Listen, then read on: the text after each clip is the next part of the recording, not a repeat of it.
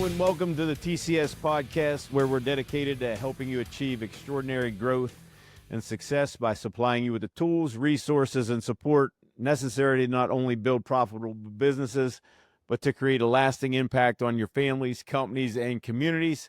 I'm Eric Guy, president of TCS. Joining me today, all the way from the West Coast, getting up early this morning just to be on the podcast, Mr. Bryce Herham. Thanks for joining us, buddy. Hey, thanks for having me, man. I'm excited to be here. Yeah, and Bryce, just for a little bit of background, you're with Central Paving, but give us a little bit of background on you and yourself and how you got into this wonderful industry. Man, I'll tell you, I did not grow up in this industry. So I came into it in college. I would be what you would consider a briefcase contractor. I got a degree in project construction management from Central Washington University and just kind of instantly fell in love with the people. And I love the people of the industry. I've gone through commercial construction, residential construction, heavy civil, and now, as you said, I'm at Central Paving in the asphalt industry. So I've kind of dabbled in a little bit of it, all of it. It's been about now, I was actually thinking about this just the other day. I was talking to a class at the university I graduated from, telling them that, man, it just felt like yesterday I had just graduated. And then I realized it's been 17 years that I've been in the industry so far. So Wow. It was like I just got out. But yeah, I love the people, man. It's addicting. I just love the people of the industry. All of them. It's great. How did you step into your leadership role? I ended up, so for about, I stepped right into estimator project manager, as I mentioned, right out of school. I got humbled real quick as a 24-year-old kid, thinking I knew everything there was to know because the book told me so. So, for lack of a better term, I got my butt kicked day in and day out for the better part of a decade, learning the hard way. And I started working with the field from a young age, and I realized there was so much to learn from somebody who didn't go in the field from the field. And as I grew in that role in project management, I was always the young guy. I was the young guy on every team I'd ever been a part of. I got sick of traveling. I had been traveling away from family. And so I was looking for something a little bit closer to home. Ended up hearing through a mutual friend with Central Paving, jumped into an interview, got hired as a project manager, and I instantly I was the old guy. As weird as that sounds, I was the old guy here. I was the one with the experience, and it honestly felt good. It was an ego boost to be that guy, that everyone wanted to talk to and kind of rely on. Within a year, I got offered the position of construction manager, and the following year, I got offered the position of the general manager. And the funny part was I was not ready at all. Still don't know if I'm truly ready. We're always figuring it out. But I climbed into that role, and honestly, the best part about it, and I'm sure we'll get into it a little bit, my first year as general manager, I failed terribly. I led the team to our biggest financial loss we've ever had. It led to me having to let go of 2/3 of our staff. 66 people had to go home because of me. Wow. And it was an eye opener as to what my role really is here. And it's not about me. It's about them. That's kind of where that kicked off. Yeah, so I didn't know this story, so this will be maybe not as fun for you to rehash, but definitely some lessons for our community, Yeah. and I think inspiration too, because you've really turned it around. I had no idea about that. So, kicking it off with a question here: what's something people might not know about the day-to-day reality of running a paving business? I get this. I actually get this quite a bit. I've tried to bring people over from the heavy civil side for years because I was in heavy civil for about 6, 7 years, and a lot of that is involved around multi-million-dollar projects, 6 months to a year to multi-years long, extravagant, and everybody always says, "Well, I don't want to be bored. You guys just do asphalt. You don't have time to be bored in asphalt." That's the difference. The hardest part of construction, typically, or the most chaotic, would be the start and the end. You have the startup, the stuff leading up to the job and the start of the job itself, and then you have the closeout. A lot of the luxury that most people don't see with these big jobs is you have that lag time in the middle that really is time to breathe. We don't get that. Our longest job might be 4 months. That's a big job for us if we're going to do a mill job and do some demo and repair. But we have starts and stops every day, sometimes multiple times a day. You can do 6 jobs in a day that you're constantly working in that start, stop, close down. So it's very fast paced. Yeah, interesting. What have been some of your biggest lessons and challenges on taking more responsibility? And I guess I'm actually curious. So what happened in that first year and how did you turn it around? So let's just scrap like some of the questions that I have for you already. Yeah. Like what happened? I mean, you said 66 people. Yeah. So I didn't know how to lead a group of people that big. I was a project manager before that, and running a job, coordinating a job is completely different. As we know, the more you scale a company, the more value. I mean, you can't rely on the same communication. You can't rely on the same tactics you use. And we were the biggest we had ever been when I got that opportunity. We were about 100 employees at the time, and we were running all over the state of Washington, roughly 25 to $30 million revenue at that time. And I came in just thinking that I could do it the way I had always done it. And the problem was that when I was a project manager, aside from the fact that I was chasing the title, which we'll get into a little bit later, I'm sure, I managed the job. That's spreadsheets, that's numbers. Everything was an asset. The problem is I treated the people like that as well. I ran everything like it was a spreadsheet. Every employee was an asset. I was a robot. I avoided emotion because I was taught at that time. I was kind of raised in this industry, taught that you're not allowed to show emotion. You're not allowed to be friends with the people you work with. Everything I was taught backwards than honestly what I am now today. But it was all I knew was that you had to be perfect. You had to be strong. You couldn't show weakness. You couldn't show any of that. And I just went into this robot mode the first year and avoided anything that would have been considered confrontational, vulnerable, whatever it is. And it showed. People failed around me. I didn't step in and have the conversations I needed to have. I didn't treat the team like they should have. And it showed. So it took a dive. How'd you piece everything back together? We had, you say this is kind of hard to talk to. I actually enjoyed talking about this. I consider this one of the greatest moments of my career. So, and not because of the turnaround, it's because of the humbling lesson that I learned in that first year of doing this.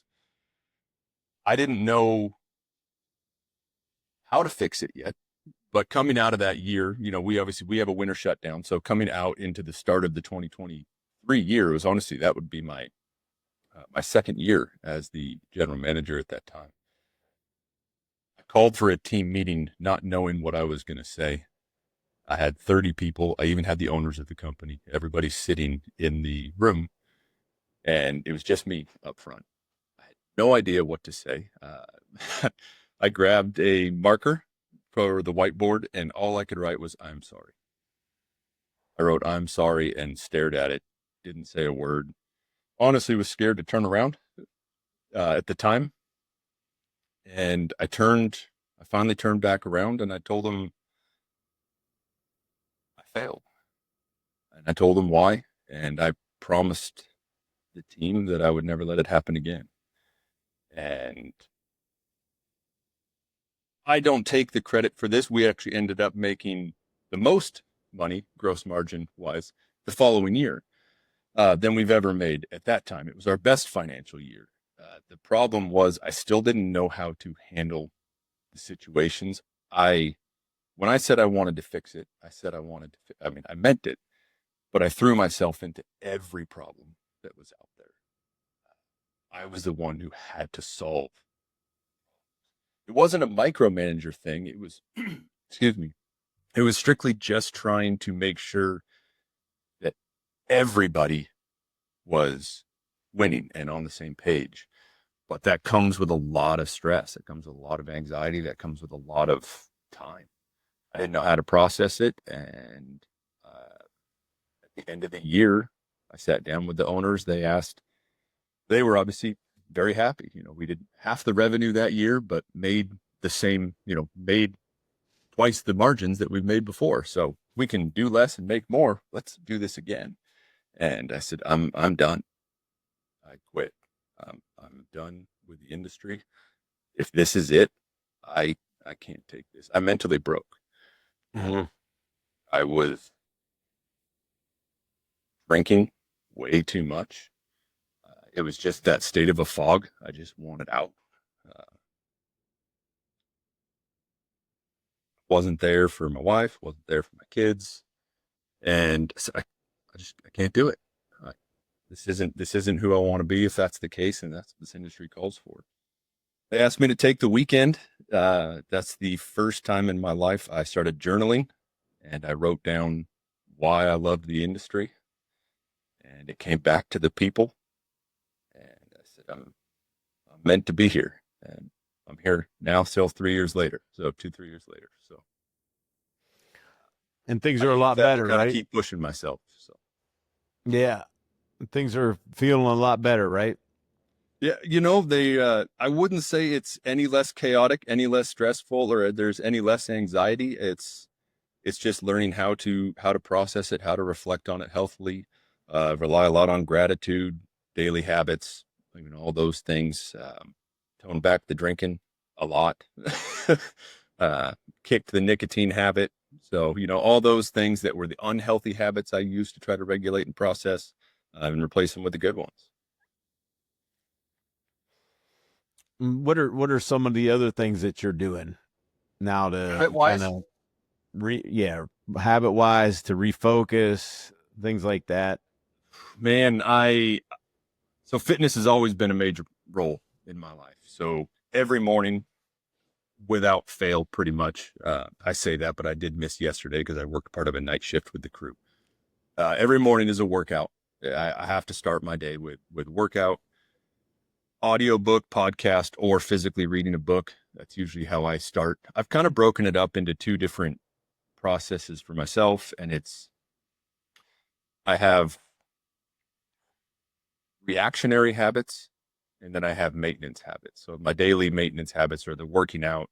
I read every day. I write every day. I have a gratitude journal and a why journal, which I go through every night. I write in the gratitude journal every night before bed. It's the last thing I read before I go to bed. And the maintenance, or in the why journal, it's anytime I get anxious, rather than reaching for nicotine or wanting to drink, I start writing about why. And I try to get down to the actual issue. And it's usually far deeper than you think it is by the time you get down to it, and try to focus on solving that problem. Breathing exercises. I do what I call collecting sunrises. So I take 5 minutes pretty much every morning and go stand out in the sun while the sun's coming up. And that's usually where I do the breathing. I usually do that after I read my emails every morning. I just take that 5 minutes and go, get ready to start the day. Decompress after the email onslaught. So as far as Central Paving goes, How do you all differentiate yourself? I would say number one, we're a young company. I already mentioned that. I'm not that anymore. I was for the longest time. I was the oldest one in the company. I'm not the oldest one in the company now, but I'm 37 and I am one of the oldest people we have here at the team. Now that comes with risks, obviously. We've been young and dumb. We've made some dumb moves. We've made some cocky moves, some arrogant moves, but we enjoy. I mean, we are all very young. We're very willing to jump in and help wherever. I think that's great for the entire team. We now have about 30 to 40 people on the team now, and we'll jump in any role. Uh, I'll go shovel if we need to shovel, and anybody else will come in the office and help estimate if they're out in the field. So we're very much utilitarian as a team. And then we're versatile, I think is the biggest one. We base it on, we do public work, we do commercial work, we do private residential. We act as a sub. We also act as a general contractor. So wherever the market goes, whether it's at home in our local area, which is quite small, to, the west side of the state near Seattle, near that area where it's, a lot more populated, we go. And we play that on an annual basis. Wherever the market takes us, we're ready. So let's talk about that internally, about leadership, culture, and accountability. How have you found it to be effective to create buy-in from the crew, especially with an industry that tends to be pretty physically demanding? I think number one, I don't do this enough. Number one is to get out there and show them you're willing to work with them. That I think is leading by example is always the number one thing. I think I probably honestly struggle with that the most in this position. It is about 80 to 90% of my time is in front of a computer and managing or processing, analyzing, and trying to focus on strategy for the company and where we can go. That I feel like I'm not doing enough because I like to lead by example with my hands. But being able to get out there and be with the crew is great.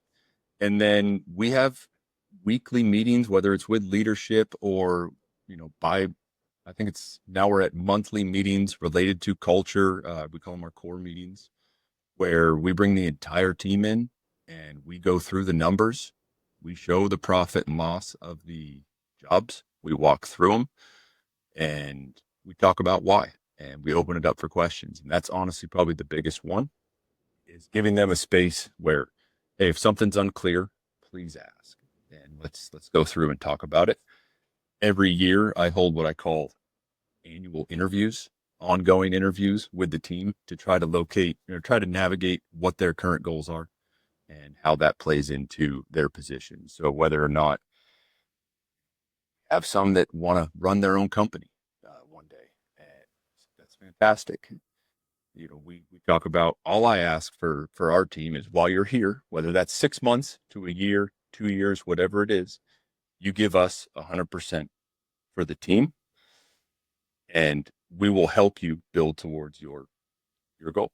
And if that is, well, you need leadership, you need to build discipline to be able to run your own company, you need to understand the numbers more, we teach it, and we angle a lot of that motives of what we need them to do by showing them how that impacts their future or their goals. So how would you explain your leadership style? Ooh, this is a good one. I talk about this quite a bit. I coached a little bit on the side. I'm the middleman. That is my leadership style. And what I mean by that is, I realized after that first year as the general manager, when I had chased the title for so long and all I wanted to be was the boss, it was about me. The problem is, it wasn't about me. I spent so long trying to get to the other side of the bridge that I forgot the most important thing that I can do is be the bridge. So I try to focus being the middleman by being the bridge that allows the other people on the team to get across and allows both sides to come together.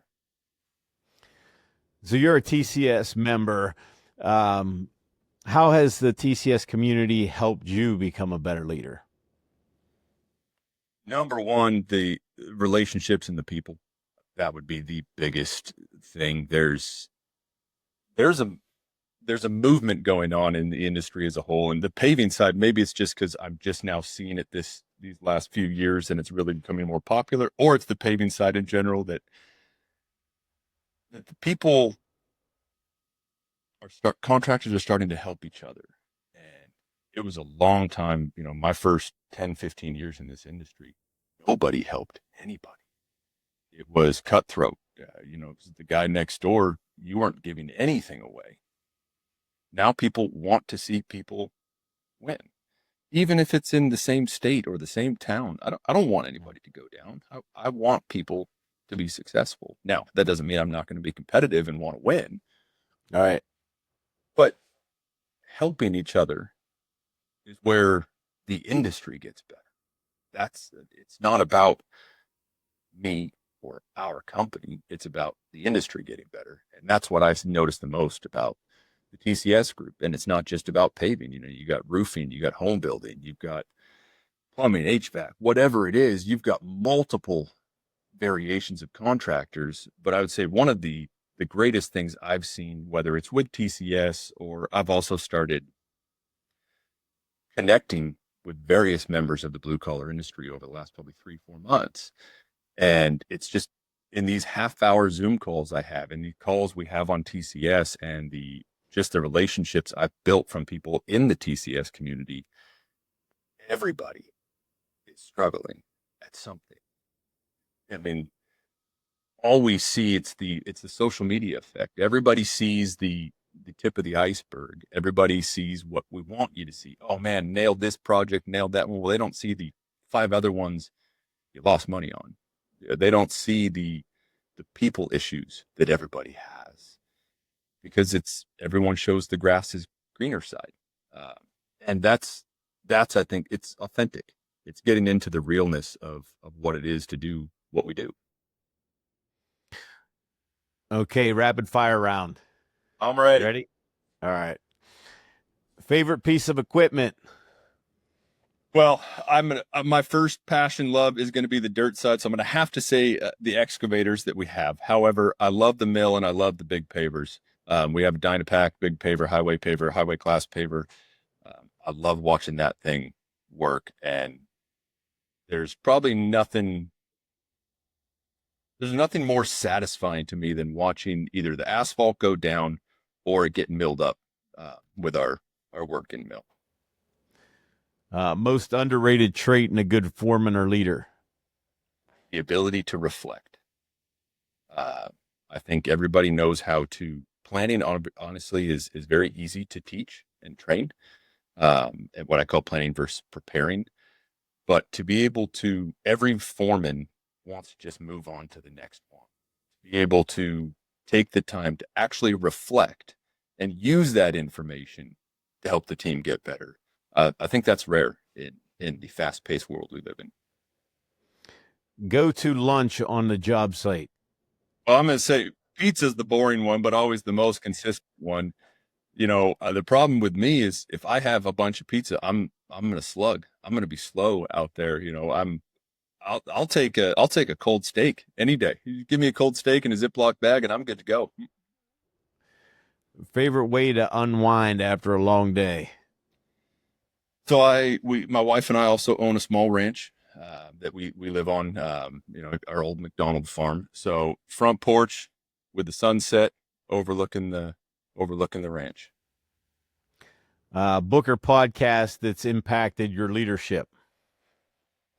There are so many. I didn't start, this is embarrassing to say, I used to think it was cool not to read. Up until probably 5 years ago. So I'm like a kid in a play store now. I get all these opportunities to read the last few years. And,